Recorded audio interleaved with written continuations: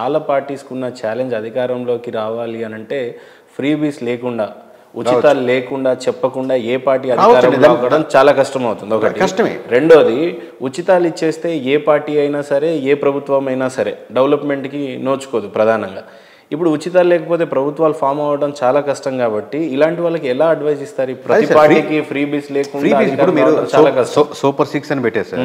మీరు ఒక policy making చేసినప్పుడు పాలసీ మీద ఆబ్వియస్గా వాళ్ళకి ఓట్లు కావాలి కదా. అదే అలాంటి పార్టీ లేకపోతే ఓట్లే ప్రధానం. 2014లోనే నేను గెలిచేవాడిని. నేను ఈ రైతులకి రుణమాఫీ చేయలేనని హామీ ఇవ్వలేదు నేను జగన్మోహన్ రెడ్డిగా. ఎందుకు అబద్ధపు హామీలు నేను ఇవ్వలేదు. ఒకవేళ అది ఇచ్చుంటే నేను అప్పుడే ముఖ్యమంత్రి అయ్యేవాడిని అని చెప్పాడు. అంటే ఫ్రీబీస్కి నేను వ్యతిరేకం అనే ఇండైరెక్ట్గా ఆయన చెప్పాడు.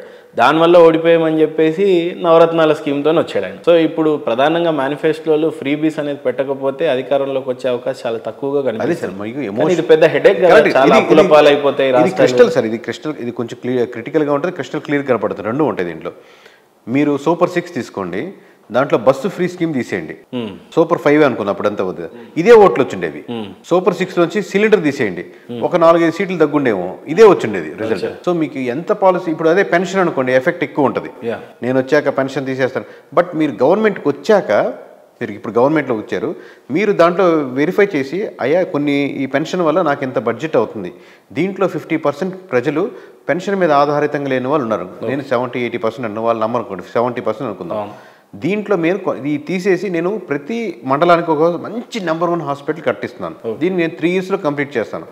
ఈ స్టెప్ బై స్టెప్లో 10 ఎకరాలు ఉన్న పొలానికి ఫస్ట్ తీసేస్తాను, 5 ఎకరాలు ఉన్నది తీసేస్తాను, లేదా పిల్లోడికి ₹1,00,000 శాలరీ వస్తుందంటే తీసేస్తాను, లేదా ₹1,00,000 శాలరీ వస్తున్నాయా, నాకేం డబ్బులు మావాడు పంపిడు అన్నది ఒక్కొక్కటి వెరిఫై చేసేయండి. అంటే మీరు ఎకనామికల్ సర్వే చేయండి, ఏ కుటుంబం దేని మీద ఆధారపడుతుంది.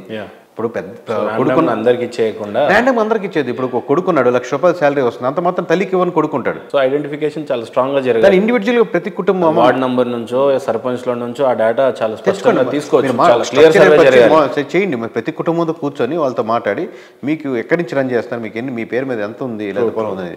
సో నిజంగా ఎంతమంది ట్రూగా డిపెండ్ అవుతున్నారు. ఇవ్వకపోతే రేపు గడవదు అనుకునే వాళ్ళకి 5,000 కాదు 10,000 ఇవ్వండి. మీరు ఇస్తే వేసి, ఇప్పుడు ఇక్కడ కూడా తెలంగాణలో మనకు ఇస్తూ ఉంటారు, పొలం ఉందని డబ్బులు ఇస్తున్నారు అనుకోండి, అది అలాగా రైతు బంధులాగా మహేష్ బాబుకు ఉన్న పొలం ఉన్న మహేష్ బాబు అకౌంట్లో పడిపోతాయి. సో లెవెల్లో చాలా మీరు ఒకటి తీసేసినా కానీ మీరు అన్నం తినేటప్పుడు పక్కన బిర్యానీ ఏదో పెట్టాలన్నమాట మంచిగా. సో మంచి హాస్పిటల్ పెట్టండి, మంచి స్కూల్స్ పెట్టి నేను ఇది చేస్తున్నా మీరు కన్వే చేస్తే ప్రజలు అంత అమాయకులు కాదు, ఇట్స్ ట్రూ అని నమ్మేవాళ్ళు 70% మంది అంటారు.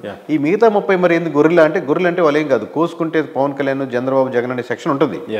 వాళ్ళు ఇంక పాలసీలకి లేదా పెన్షన్కి ఇంకా వాళ్ళకి సంబంధం లేదు. మా ఓటు నేను వేస్తాను, నా తమ్ముడు వేయాల్సిందే, నా కొడుకు వేయాల్సిందే అని అంటుంటారు అనమాట. రేపు పొద్దున వాళ్ళ కొడుకు వేస్తాడో లేదు వేరే విషయం, వాళ్ళ బిలీఫ్ సిస్టమ్ అలా ఉంటుంది.